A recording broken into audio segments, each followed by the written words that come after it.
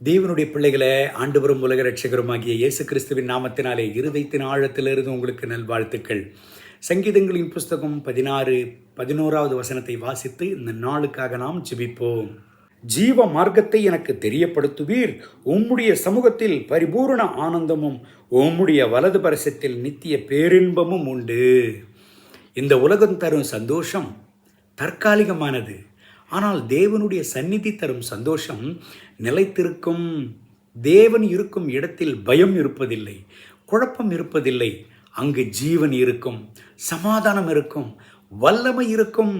தேவனுடைய சந்நிதி நம்மை ஆறுதல் படுத்துவதோடு மட்டுமல்ல, நம்முடைய வாழ்க்கையில் நல்ல மாற்றங்களை கொண்டு வரும். உலகம் தரும் சந்தோஷத்தை தேடாதீர்கள், கர்த்தருடைய சமூகத்தை தேடுங்கள். ஆண்டவரே அவருடைய சந்தோஷத்தினாலும் சமாதானத்தினாலும் உங்களை நிரப்புவார். கண்களை மூடி ஜெபிப்போமா? அன்பின் ஆண்டவரே, இந்த கால வேளையில் என்னோடு சேர்ந்து ஜெபித்து கொண்டிருக்கிறேன். அன்பு தேவனுடைய பிள்ளைகளுக்காக ஜெபிக்கிறேன். இந்த கால வேளையில் என்னோடு ஜெபித்து கொண்டிருக்கிற சகோதர சகோதரிகளுக்காக ஜெபிக்கிறேன். கர்த்தருடைய மனதுருக்கை இவர்களை நிரப்புவதாக.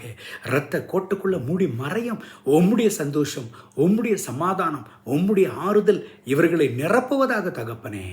உம்முடைய இரத்த கோட்டுக்குள்ள மூடி மறைத்துக் கொள்ளும். இயேசுவின் நாமத்தில் பிதாவே, ஆமென், ஆமென்.